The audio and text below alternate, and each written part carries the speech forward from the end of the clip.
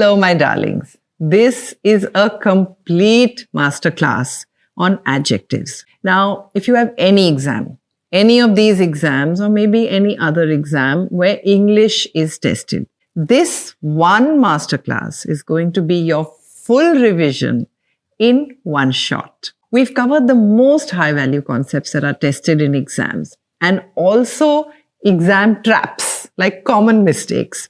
So you're going to find the concepts, rules, exceptions, exam questions, examples, and memory tips. You're going to ace this exam. I've also put all important information in the form of tables, and you can take a screenshot for your revision.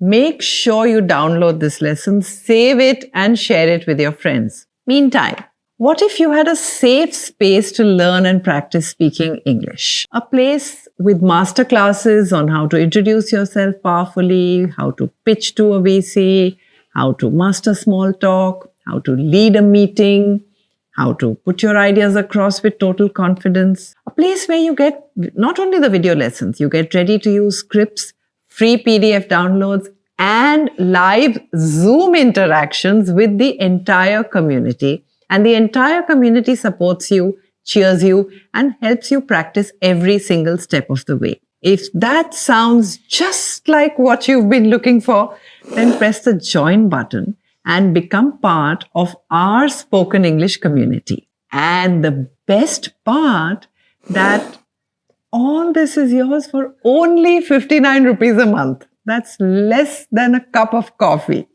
I can't wait to see you inside. And now, what are adjectives? You already know that adjectives are words that describe or modify nouns or pronouns. So let's say there's a noun. What is a noun? A person, a place, a thing, an idea.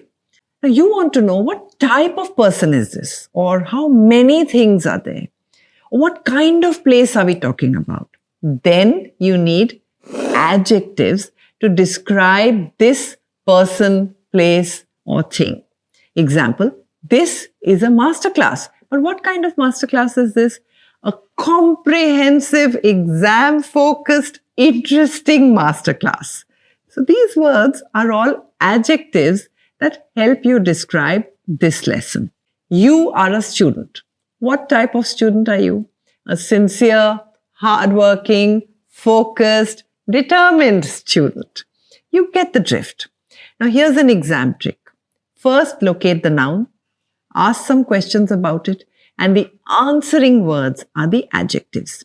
Now, if you want to know all the techniques that you need to identify parts of speech, that is to identify adjectives in a sentence, then I'm going to share a detailed lesson on parts of speech, which you should watch as a refresher.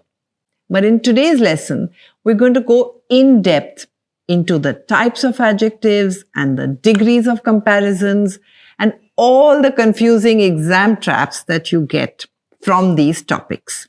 First, we have adjectives of quality. What are adjectives of quality? You know the answer.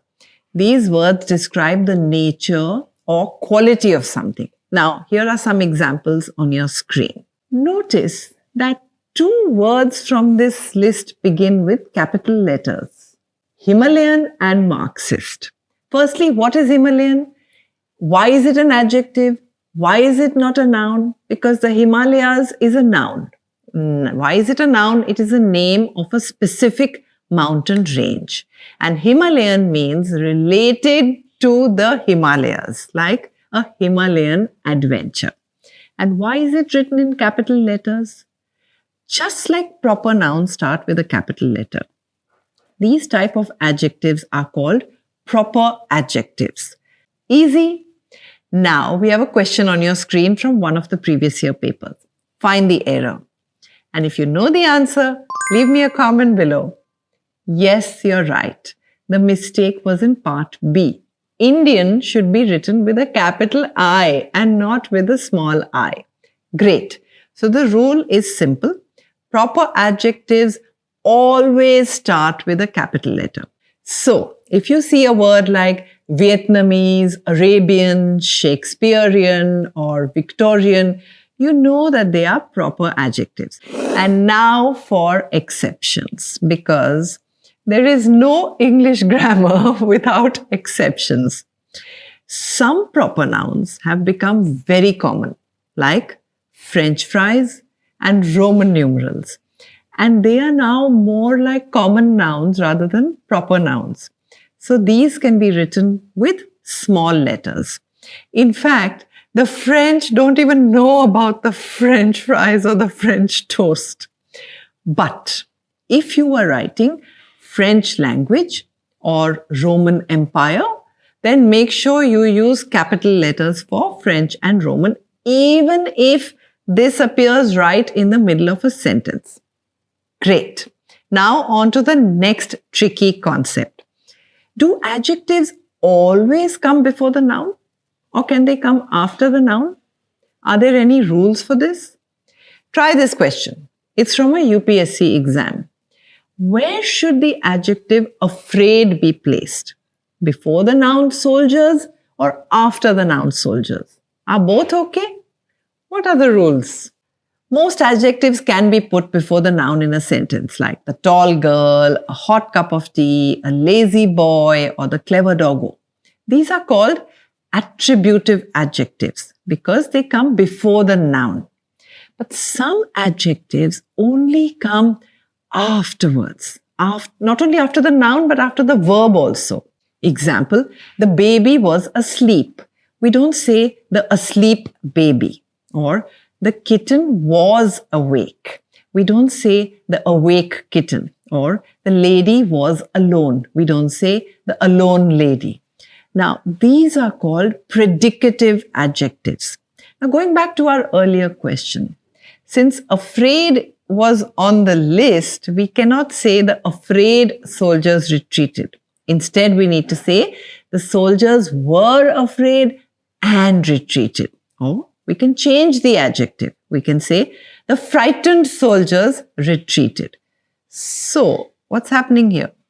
Well, there's no strict rule about this. And when you read more books, you will observe some of the patterns. But I'm trying to give you some sort of a guideline. I would say that most adjectives starting with A could be predicative, like asleep, awake, alive, afraid, afloat, alike, alone, and ashamed. Now take a screenshot of this. But there are also some exceptions to the A rule, like angry, active, attractive, which can be used in either position, either before or after. Now make sure you take the screenshot because these are the most high frequency adjectives. And before we move on, I want to give a shout out to Sivakumar for leaving this amazing message under our last video. And if you want to shout out in the next one, leave us a comment below with your learning journey and the hashtag ChetChatters. Now let's move on to a very high value concept called degrees of comparison. What do we mean by degrees of comparison? Now, let's say we taste 3 different varieties of mangoes and all 3 are sweet, but not equally sweet. Now, someone asks for our opinion. How do we compare them? We need some words, and these words are the degrees of the word sweet, and they're used for comparison. Like, this one is sweet, that one is sweeter, and Alfonso is the sweetest one. By the way, which is your favorite mango? Now let's take a look at some examples. The 3 degrees are positive, comparative, and superlative. You probably already read that in school. But notice how some words will have an ER and an EST at the end. And like small, smaller, smallest, brave, braver, bravest. And some will have a more or a most added before them. Like beautiful, more beautiful, and most beautiful. And in some of the words, the spellings change. Like happy, happier, and happiest, and the Y disappears. And in a few cases, like good, better, best, the entire word is totally different. So we're going to go in depth into this concept. First, let's talk about the positive degree. This is a simple quality. It has no comparison. For example, he is bold.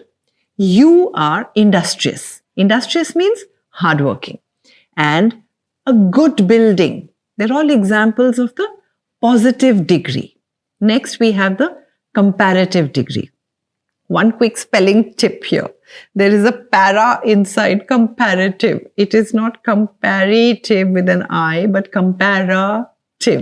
Okay? The comparative degree is used to compare. Who are you comparing? Two persons or things. So the comparative degree is formed mostly in three different ways. One, you add an ER. Two, you add a more. Or three, it's an irregular form. And we just saw some examples. Next, let's see the structure of the sentence with the comparative degree. It is subject plus verb plus comparative plus than. Now see the examples on your screen. In all the three formats, whether it's the ER, the more, or the irregular, the sentence structure is the same. Subject plus verb plus comparative plus than. And there are some exceptions to this rule and we're going to discuss them later. But for now, you can take a screenshot of this structure. Now let's move on to the superlative degree. Superlative degree is used when more than two people or things are being compared. Okay, the rule is that superlative adjective always follows the. Since we are talking about that one person or thing that is the strongest or the biggest or the best, like I'm the best, I'm the best, I'm the best, whatever. Okay. Now let's learn the rules of how to make comparative and superlative forms of adjectives. Rule number one, for short words, okay, short words with one syllable, we add an ER or an ES. What is a syllable? I use a clap test. Okay, try saying these words and clap along. Sweet, large, hot, and what about comparative? How many times did you clap? 4. So 4 syllables. Beautiful. 3 claps, 3 syllables. Be careful, don't start clapping in the exam hall. Okay, everyone is going to turn around and stare at you. But why do we have this rule? Now, some of the adjectives can be very long. Imagine if you were to say beautifuler or fabulousest. I mean, it would sound quite weird. So, only for short words of one syllable, add an ER or an ES. What about longer words? For 2-syllable words that are ending in Y, ER, LE or OW, once again we add ER or ES. For example, happier, cleverer, simplest, narrower. Now these are the exceptions, but in general, for small words, add ER and ES. For longer words, add more and most, like more difficult and most courageous. Let's try an example. Gold is dash than silver. Drop me a comment with the correct answer. The adjective here is expensive. How many syllables? Expensive. 3 syllables. So the comparative form will be more expensive. And what is the structure of the comparative? Same. Subject plus verb plus comparative plus than. So we get gold is more expensive than silver. Let's try another question, because what is the fun in English if there are no exceptions?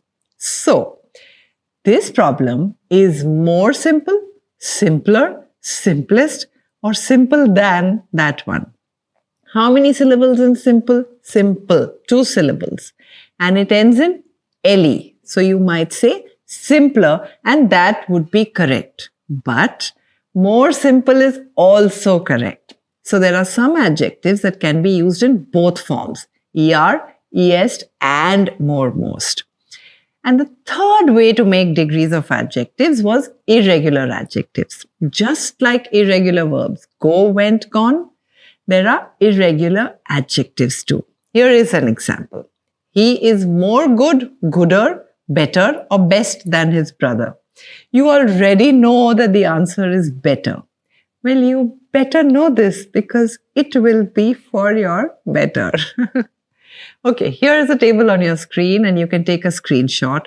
These are the most high frequency, irregular adjectives that appear in exams. You know most of them already, but it's good to keep this table as a screenshot for revision. And now for a confusing set of adjectives, very, more, or much.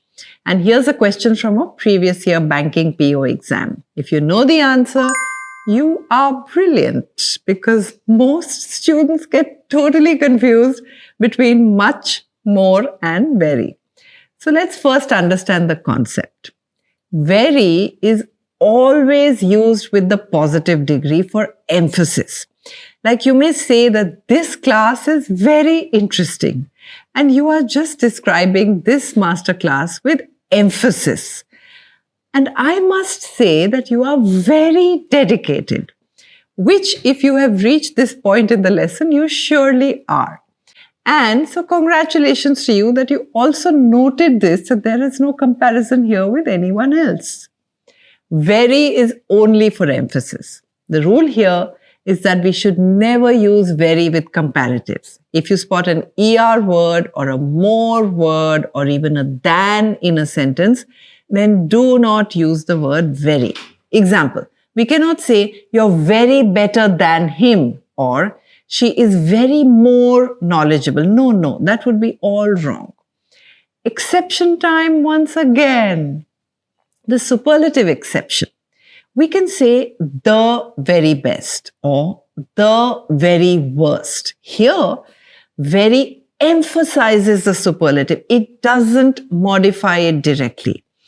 And there is no comparison. We're just adding emphasis. Instead of saying she's the best, we're saying she is the very best, to add drama and emphasis. One more thing here to note is that very is used to emphasize adjectives and adverbs, not nouns or verbs. For example, we cannot say very book, very student, very run, or very eat. No. Now let's go back to our question. This year's performance was dash than last year. It's a comparative. We're comparing this year's results to last year's results. So we cannot use very. That's easy. We've ruled out option A. Option B is wrong because more better is wrong. Why is it wrong? Because it's a double comparative, and we are going to cover that later in this class. But for now, you can either use more or better. You cannot use both. That leaves us with options C and D. This year's performance was better than last year's, but we need dash improvement. Now, improvement is a noun, an abstract noun.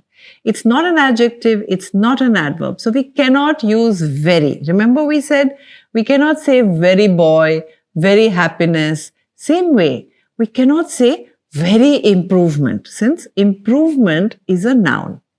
So by elimination, we know that option C is correct. Okay, so how do we make a comparative with very?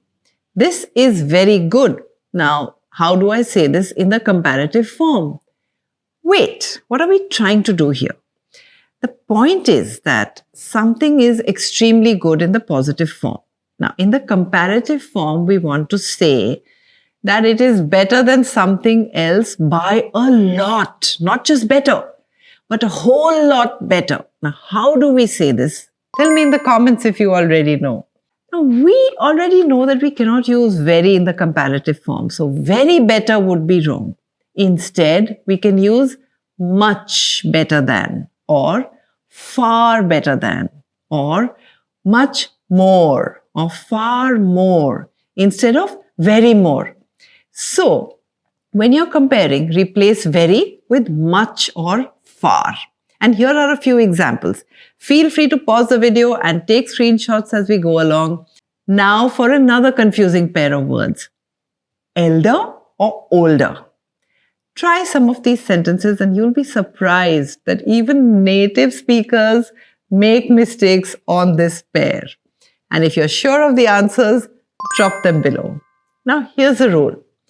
Elder is used only for family, exclusively for family. E for exclusive, E for elder. Older, O for open to all. Older is open to all. So you can use it for family, non-family. Easy peasy, isn't it? So when it's family, use elder, otherwise use older. And one more thing, if you see than, always choose older. Never say elder than or elder to. Always say older than. Now the answers to all those sentences seem very easy. Elder only for brother and daughter, older for everything and everyone else. Now there are 4 sentences on the screen. Which of them is correct? Only the second one. We never use to. No elder to. No older to. Also, we learned that elder and than don't go together. So that leaves us only with older than. So here are the rules and they are in a summary table. Pause and take a screenshot so you never get confused between elder and older again. Great. And if you have any questions about adjectives, share them with me as a comment below. I try my best to respond to most comments personally. So talk to me. Now for the next 2 confusing pairs of adjectives, and these are related to degrees of comparison: junior, senior, and superior, inferior. Here's a question on your screen. And by the way, all these questions are from previous year papers of different competitive exams. So try answering it. Spot the error. Or is there no error? Comment below and let's see the rule. These 4 words, junior, senior, superior, inferior, are comparatives. So what is the structure of the sentence with comparatives? Subject plus verb plus comparative plus than. But these 4 words, junior, senior, superior, inferior, are exceptions. And with them, we always use to. We never use than. Remember when we learned about comparatives, I had mentioned that there were some exceptions to the rule and we're going to discuss it later. Here are the exceptions. Junior, senior, superior, and inferior use to and not than. And one more thing. We'll not use more or most since that would make it a double comparative. Superior, inferior, junior, and senior are already comparing. I'm junior to somebody, senior to somebody. You're comparing the rank, you're comparing a position. So when you use more or most, it makes it wrong. Double comparatives not allowed. So imagine saying more better. No. So similarly, we cannot say more junior or more superior. That would also be wrong. So what was the answer to the question that we saw earlier? Yes, now it seems very easy. Part B is wrong. We don't say senior than me. We say senior to me. Cool. Let's try another question. Which of the 4 options fits? Tell me quickly. Yes, you're right. Rahul is junior to Priya. One more example. Which of these 4 statements is correct? Superior than? No. Inferior than? More superior to? No. So the right answer is option D. None of these is correct. Now on to our next confusing pair of comparative adjectives, prefer and preferable. Let's try this question. Should the first word be prefer or preferable? And the second word should be than or to? Now drop your answers below and let's take up one more question. Preferable to or preferable than? Which is correct? Now for the rules. Here's a table on your screen and you can pause and take a screenshot. For prefer, our focus is on a person, on their choice, on their action. I prefer, you prefer, they prefer. And with preferable, the focus is on a thing or a situation, on the quality of the thing. It is preferable. That is preferable. And both words are used with to, not with than. So we had the same exception with junior, senior, superior, and inferior. The same way we say prefer to and preferable to. And once again, no double negative. So we cannot say more prefer or this is more preferable or this is most preferable. No, preferable already means that you like it more than you like something else. So now let's try to answer the earlier question. And this time you're going to find it very easy. I prefer tea to coffee. Remember, I prefer, you prefer, they prefer. And of course, we use to with prefer. Next question. This method is dash dash that one. Easy. This time we are talking about the method. What is method? A thing or a situation. So we will use which one? Yes, preferable. And of course, we say preferable to and not preferable than. Here's one more example. Spot the error and drop me a comment if you've got this. Yes, part A is wrong. More preferable. No double comparatives. Only preferable. Notice how questions become very easy once you have understood the rules. There's one more word. Prior. What does prior mean? It means before something else.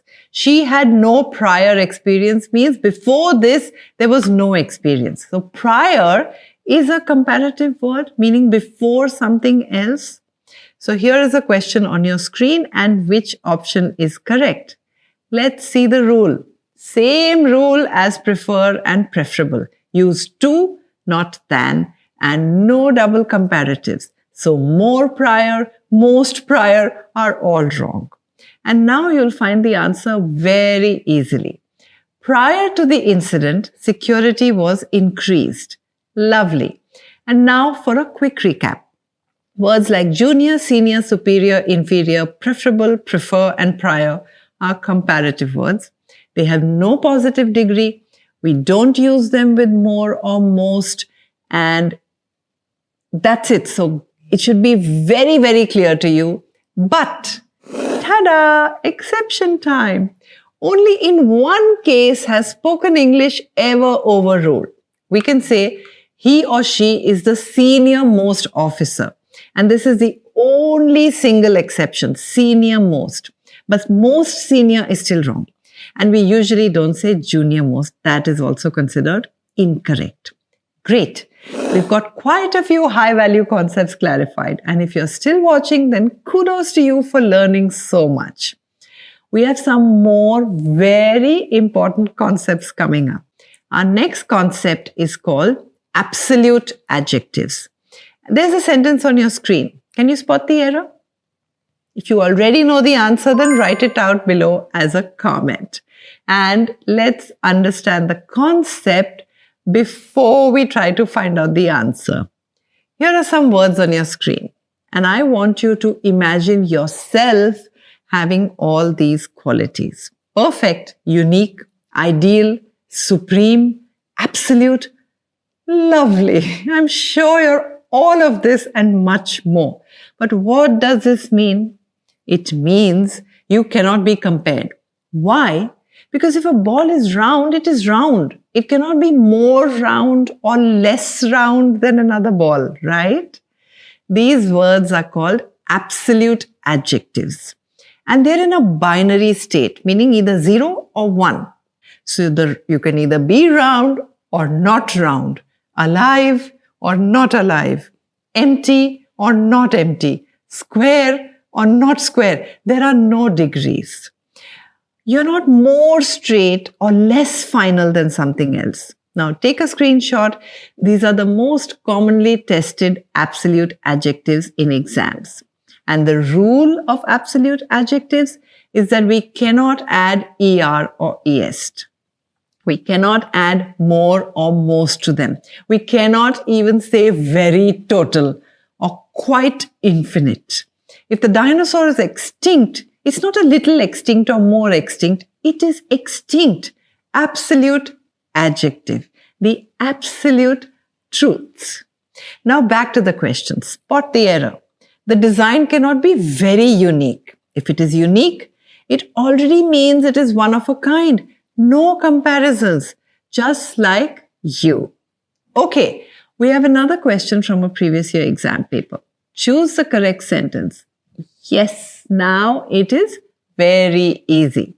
Perfect is perfect, not very perfect, more perfect, much more perfect, quite perfect, or perfectist. I hope by now absolute adjectives are absolutely clear to you. Now, let's move to the next concept. And there is a question on your screen, and you have to tell me what is the error. If you know the answer, drop a comment below. And if you don't know the answer, let's try to find out. So the idea is to talk about as adjective as or so adjective as. Example, as tall as or so short as. Now, when they are used, why are they used? What are the rules around them? Let's find out, okay? Let's say your little sister is as naughty as Doraemon. What does it mean? It means she is equal to Doraemon in terms of naughtiness. So this is a comparison. And if you're as tall as your brother, we're comparing you both and saying that you are equal in tallness or in height. Notice the adjective between the two asses, naughty and tall, they are both in the positive degree. So while we are comparing, the adjective itself is in the positive degree. It is as tall as, not as taller as, and not as naughtier as, because that will be a double comparative. Get it? Got it? Good. Some examples are here. As intelligent as fast as blind as a bat. P.S. That expression is a simile. As blind as a bat. A figure of speech. Okay. What about so adjective as? This is used in a negative way. Like this plant is not so green as the grass. It's a comparison. But because it is negative, it means that the two things being compared are not equal. He's not so tall as his brother, means he is shorter. We compared them, but they are not equal. We could say not so intelligent as, not so fast as, not so quiet as.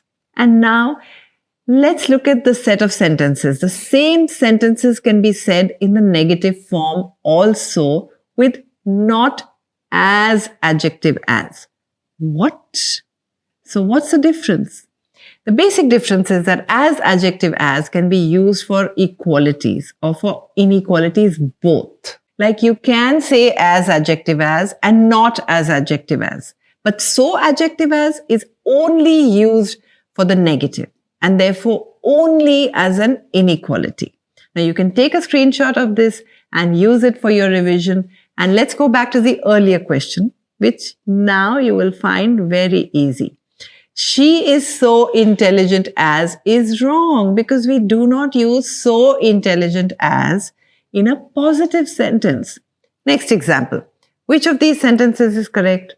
Yes, the second one. And you know why? Once again, we cannot say he is so honest as. It should be as honest as or not so honest as. And in the third sentence, as honest, that is incorrect. It should be as honest as. Great. So many high value concepts made so simple. Easy peasy, chocolate squeezy or lemon squeezy. Never mind, as long as it's easy peasy. And now for the most high value, most frequently tested topic, double comparisons. Spot the error in this sentence. By now, you've already learned so much that this should be very easy for you. Yes, more better is wrong. But we hear this so often, and now you know that double comparisons are wrong. Why? Because better is already a comparison. Saying more better is like saying more good. More to the power of 2 good doesn't make it more good or better. Let's look at another example. There are 4 sentences on your screen. Which of them is correct? Remember the word unique from an earlier concept? Absolute adjectives. So what had we learned there? We learned that absolute adjectives cannot be compared. So more unique, the most unique, or the uniquest are all wrong. Super! You're now finding this all very easy. Next, Identify the incorrect part. Pause the video, read carefully. Where is the mistake? Yes, worse. There is no word like that. Worse is already a comparison. So worse is like more worse. Oh, it's wrong. Okay, so cool. One more question from a previous exam paper. And now you're finding this very easy. Choose the correct option. Now we are bringing together multiple concepts. Let's look at option B. Much more better is a double comparative. And we already learned that we cannot say very better. We can either say better or very good. So what does that leave you with option 1 and 3? More better is not correct. So option 1 is ruled out and our answer is far better than. Amazing. Such a big and important concept, understood and made super easy. Now let's take up the next concept. Look at this sentence on the screen. His salary is higher than his wife. What's wrong with that? Apart from being stereotypical, no, I didn't mean that. But grammatically, what is wrong with this sentence? It seems like his salary was higher than his wife. So the rule is that we should always compare like with like. So if you're talking about salary, we need to compare it to his wife's salary, not to his wife. So we would say his salary is higher than his wife's. Okay? We don't need to say salary twice. Or we can say it more formally as his salary is higher than that of his wife. Either of the two. Next sentence. The rules here are stricter than other colleges. What is the problem here? We're comparing rules with colleges. We should compare rules with rules. So the rules here are stricter than those of other colleges. These are very subtle mistakes and you might overlook them unless you practice. Take a look at this one. Her cooking is better than her mother. No, we cannot compare her cooking with her mother. We have to compare it with her mother's cooking. So we say, her cooking is better than her mother's. One more example. Climate needs to be compared with climate. So, the climate of Goa is better than that of Mumbai. Now, when you spot these in your exams, you're going to immediately notice the error. Fantastic. Let's take up another very important concept. Adjectives of numbers. And we have some very tricky exam questions relating to it. What are adjectives of numbers? They indicate exact quantity of a noun, like how many nouns are there, or the position of nouns, like in what order. The first kind, 1, 2, 3. Think of one car, 2 computers, etc. They're called cardinal adjectives. One easy way to remember that is 1, 2, 3 are counting numbers. C for counting, C for cardinal. The second kind of adjectives of number determine position, like first, second, third. Think of the first page, the second position. These are ordinal adjectives. Think of O for order, O for ordinal. Notice how I said the first page, the second position. So one difference between ordinal and cardinal adjectives is that we always use the before ordinal adjectives, like the 15th president of India, the 5th rank. On the other hand, we say 3 books and not the 3 books. I mean, unless there is a very specific reference to some specific 3 books. But 100 people or 30 chairs is okay. Now take a screenshot of this table and now look at this sentence. Which one comes before which one? If you know this already, drop me a comment and let's look at the rule before we get to the answer. So the rule is ordinal before cardinal in sequence. The first 2, not the 2 first. The third last, not the last third. Memory hack is OC, ordinal, cardinal. Going back to the question, And now you know the right answer. Read the first 2 pages of this chapter. And we use the before first. The first 2 pages. Let's try the next question. Examiners are going to make sure that they confuse you. Which of these 4 options are correct here? What do we have here? Fractions. And is there a rule for fractions? Yes, there is. In fractions, we say cardinal hyphen ordinal, like 1/5, 2/3, or 3/4. Therefore, he completed 1/3 of the work is correct, not the 1/3. You already knew this from your math lesson, but we need to fit everything into grammar rules to make sure that we don't get confused. Next is another pair of confusing adjectives, each versus every. And we have one previous year question on your screen. What is the correct option? Each, every, all, or both? As always, if you know the answer, drop me a line, and we're going to look at the rule first and then the answer. Why? Because once you understand the rule, the answer is going to become super easy. Okay. Each has an individual focus, like the teacher spoke to each student individually, one by one separately. Every has a group focus. Example, every student must wear a uniform, all as a group, no exceptions. So each is used to talk about 2 or more items or people. Look at each of my 2 hands. But every is used to talk about 3 or more people or items. Like every of the 2 options would be wrong. Each of the 2 options is correct. Now, each can stand alone. What does that mean?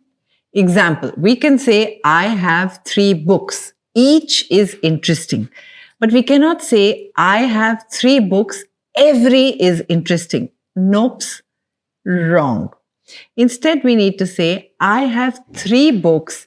Every book is interesting, or every one is interesting. Every is always followed by a noun. Observe the sentences on your screen. We could say each of, like each of them has a pen. But we cannot say every of, like every of the students is wrong. Every is always followed by a noun or a pronoun. So every one of the students is correct, and also each and every one of them is correct. I've put the differences in a table, so pause, take a screenshot. Amazing. Now that we know the rules, let's go back to our earlier question. What is the answer here? Since there are 2 rooms, we know that we need to use each.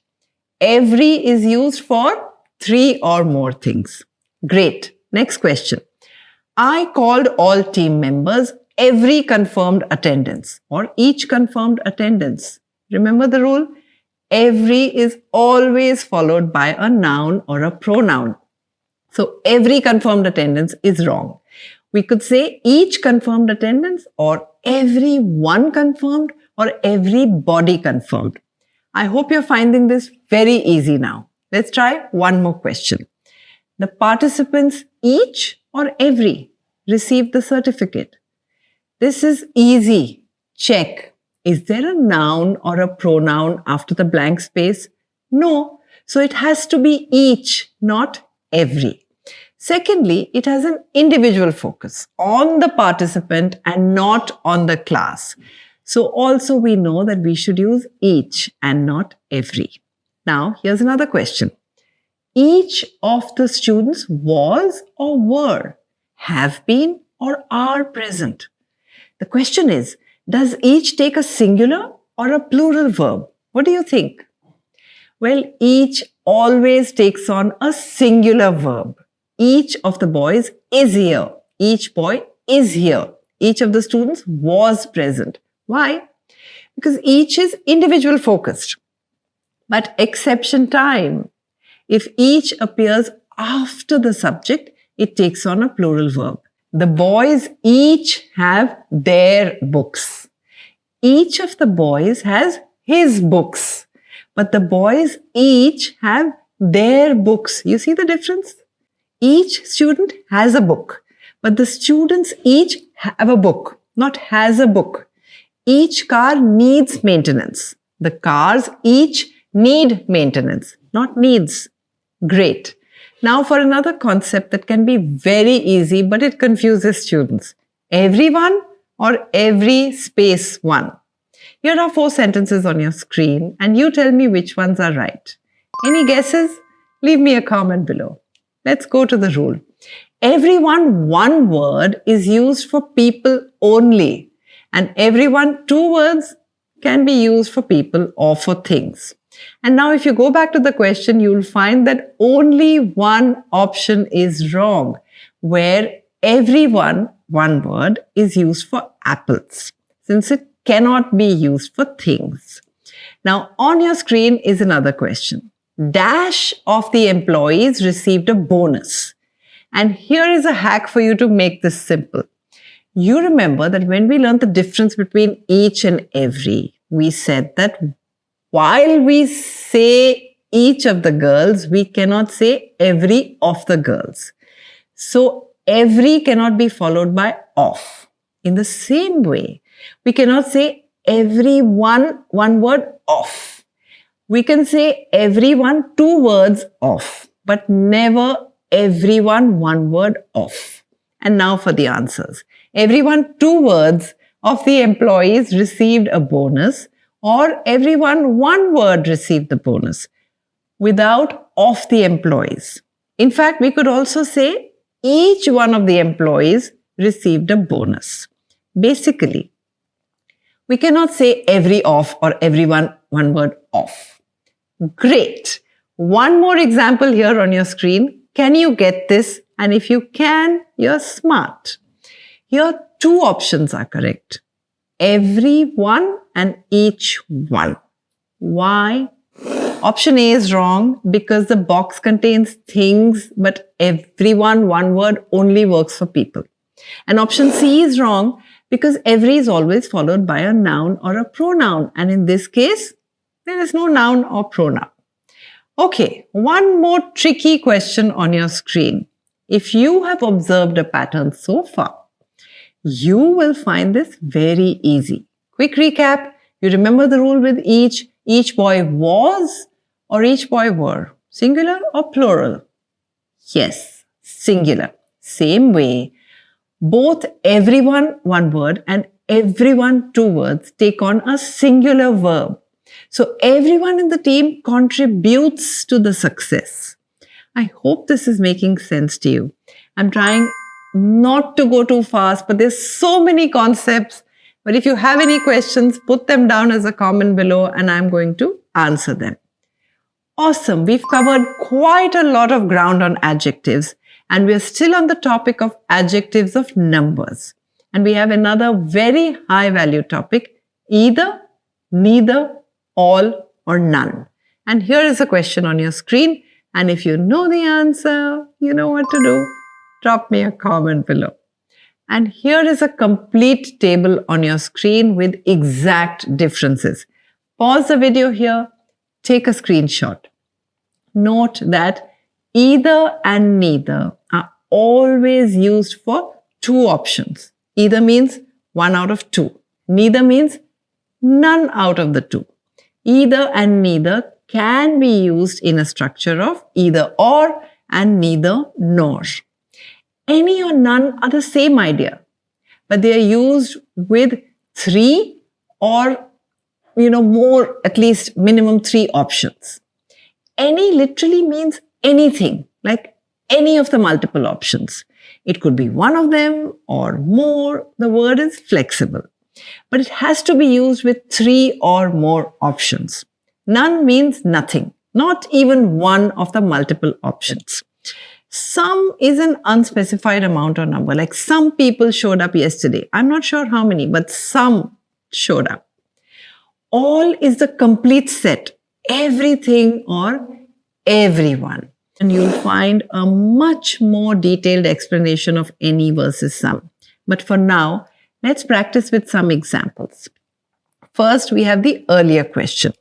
Now this becomes very easy since we have only 2 options. So it can only be either or neither, because you have two options. And since it's a positive sentence, we use either. So one more example on your screen. Choose dash of the books. Do we know the number of books? Maybe not. And chances are there could be more than 2. So it would be risky to choose either or neither. So when we don't have the exact number, then any is safer and general. So let's try with one more example. You can pay, and you have two choices, cash or card. And you need to pick one out of the two choices. This is now very easy. There you have it, either or. And one tip here, if you see an or, you know that any or some will not pair with it. It needs to be either or neither nor, not any or some or. One more question. There are 3 applicants this time. Can you guess the answer? Yes. Either and neither can get safely eliminated, and the correct option is none. None of the applicants was suitable. Another point here I want to highlight is about singular or plural. Should it be was or were?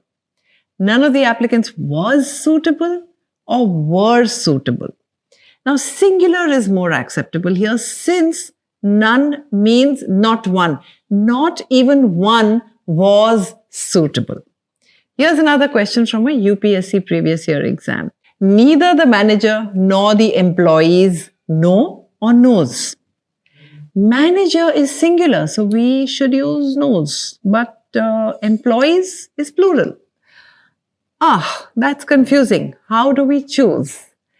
Well, when we use neither nor or either or, the verb agrees with the nearer subject, which in this case is employees, which is plural.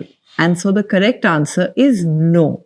Now, subject-verb agreement is a whole chapter in itself, and we will not be able to cover that here in this masterclass, but we have a very detailed lesson for you, and I'm going to link that below. So go back and watch it once you're done. In fact, you could just binge watch our full grammar course playlist for free, and that link too is in the description of this video. I want to talk about another very important but confusing pair of adjectives. Adjectives ending in ed or ing, like excited or exciting, bored or boring. Let's take a look at this question. After hearing the news, she felt excited or exciting, frightened or frightening. This is a common source of confusion, and if you know the answer, then you can drop it below, but let's look at the rule. Ed adjectives are used to describe how a person feels, a person or an animal, how they feel. Like tired, bored, excited, or frightened. It's our emotion. We are tired. We are bored. Ing adjectives are activities or behaviors. These activities or behaviors cause feelings in others like tiring, boring, exciting, frightening. So what is the difference between she is excited and she is exciting? When we say she is excited, it is an ed adjective and we are describing her emotions. Perhaps she is jumping up and down, looking very happy right now. And we will say that she is excited. She is exciting means she does some activity or behavior that causes others to feel excited. Like she may be cracking jokes or she may be telling thrilling stories. And when people are with her, they feel excited. So she is exciting. Memory hack. An activity is ongoing and it has an ing in it. So that's how you can remember that the ongoing movie is frightening and we are frightened. Cool. Now let's try some questions. After hearing the news, she felt both dash and dash. Now these two words are describing how she felt. So they are ed words, excited and frightened. Here's another example. His constant complaining was very, and now what are we describing? An ongoing activity. His constant complaining. And because it's an activity, we use an ing word. So let's look at the option. Yes, annoying. His constant complaining was very annoying. We have another example. The result was dash for everyone involved. What are we describing? The result. You're not describing a person's emotion. So we'll use the ing word, disappointing. This is becoming very easy, I'm sure. And here's one more memory hack. You could find the ing word plus a verb. Example, this book is interesting to read. Or the show was boring to watch. You could find the ed word plus by. Okay, plus a noun. So for example, I was interested by the story. He was bored by the lecture. Or you may find an ed word plus in plus a noun. Example, I'm interested in science. She is bored in class.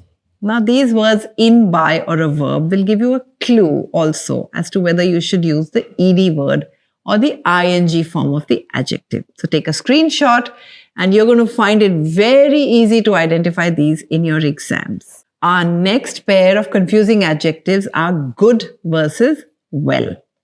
Very common confusion and examiners love this one. We have a question on our screen. He cooks good or well? The food tastes good or well? Well. Let's find out. Good. Here's a table on your screen. Now take a screenshot. Good is an adjective and it describes people, places, things, ideas. Good singer, good food, good idea. Well is an adverb and it describes verbs. Sings well, plays well, dances well. So let's go back to the question. He cooks. Cooking is a verb. So he cooks well. Food is a noun. So the food tastes good. There is one exception. Well is also an adjective for health. Like I'm feeling well. She is not well. Get well soon. Great. Now here is another question on your screen. The food smells.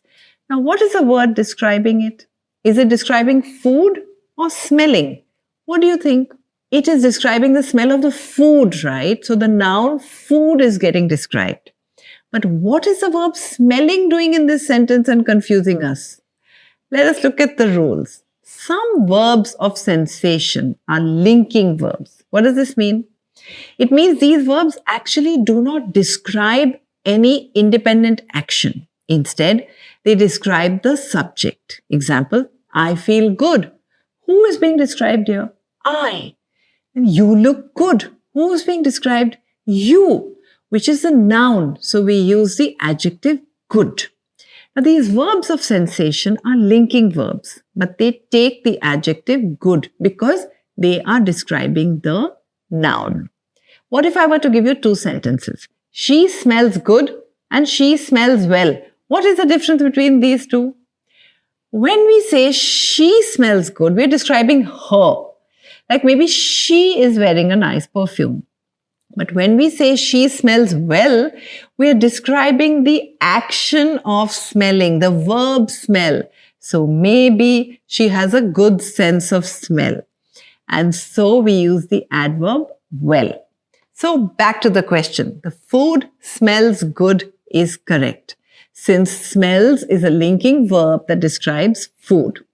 So we use the adjective good.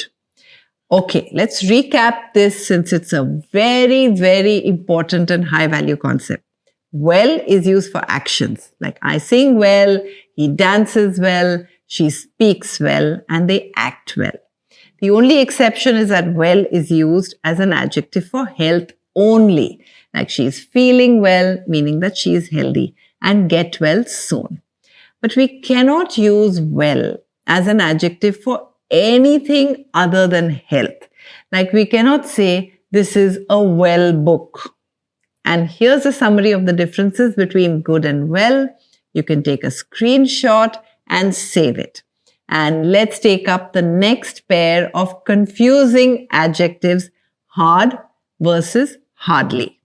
Here's a question on your screen. He works and ever reaches on time. Easy or confusing? Let's understand this clearly.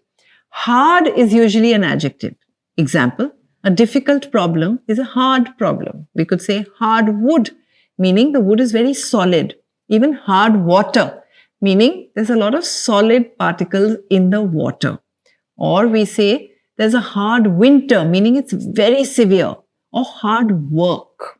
Hard is also used as an adverb when we say they work hard, they study hard, or try hard.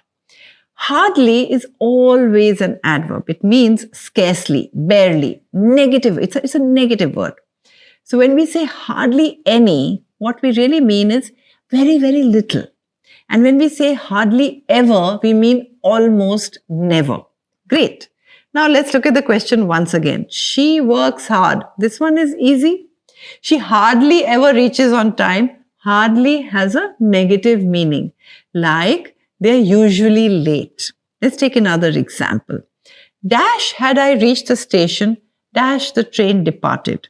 Hardly had I reached the station when the train departed. The trick here is to use hardly or scarcely to mean as soon as. As soon as I reached the station, the train departed. Our next pair of confusing adjectives are late versus lately. So let's see this question on your screen. I haven't seen him late or lately or later or latest. What do you think? Let's understand the rules. Late works both as an adjective and as an adverb. It means something is after the expected or scheduled time. The bus is late. The bus arrived late means it was supposed to come at 2 o'clock, but it's come now and it's 2:30. So it was late. Late is used with reference to a specific time. Lately means recently. I haven't met her lately. Or have you read any good books lately? Meaning recently. It refers to a period of time, like in the recent past, not a specific point of time. So let's go back to the question. I haven't seen him lately. What we mean is that we haven't seen him recently. Another phrasal verb that can be used here is off late. I haven't seen her off late. Off late has the same meaning as lately, which is recently. Next question. She has been working. Here we are trying to say that they are working after the hours. So they are working late. You could say lately she has been working late to finish her project. Okay, I have one trick. Try to use the word recently in the sentence. If it works, use lately. If it doesn't work, use late. Simple. Here's another pair of confusing adjectives coming from the word late. Later or latter. And we have a question on your screen. Between the two proposals, the dash seems more feasible. And if you already know the answer, drop it in the comments below and let's take up the rules. Later means at a time in the future, after the present moment. Example, I'll call you later. She arrived later than expected. You can discuss this later or even see you later. Notice one common thing. We do not use the before later. We do not say the later. We say, let's discuss it later. Latter, on the other hand, means the second of two things or two people. Example, between tea and coffee, I prefer the latter, which means coffee, the second of two things. I actually do prefer coffee. Which one do you prefer? John and Mary arrived. The latter brought cake, which means Mary, the second of the two people. The latter part of the book is exciting, which means the second half. Notice latter can only refer to the second of two. It cannot be used for more than two things or people. Also, we usually say the latter since we are talking about a specific one, the second one.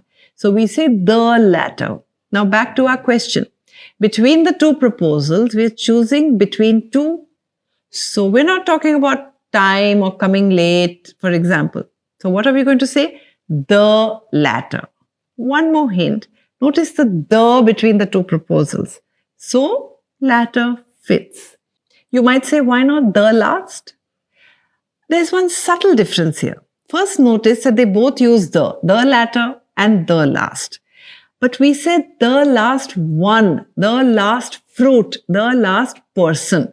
We would usually need to use a noun or a pronoun after the last. And also, last is more appropriate when the list is longer than 2. For 2 items of people, latter is more appropriate. And here's one more question on your screen. See if you can attempt this. I'll complete the report dash and send you the dash part first. The first blank relates to a future time period, so we use later. And the second blank relates to the second part, so we will use latter. Great job. I hope all of this is making sense to you. And if you want me to go over any of the concepts, or maybe you want me to take up other concepts that we have left out because this class was becoming very, very long, then drop me a message below. And we're going to do a second class on adjectives. And that's all for now. This was a complete masterclass. So I hope you ace your exams and come back and binge watch our grammar course playlist for free, and happy learning.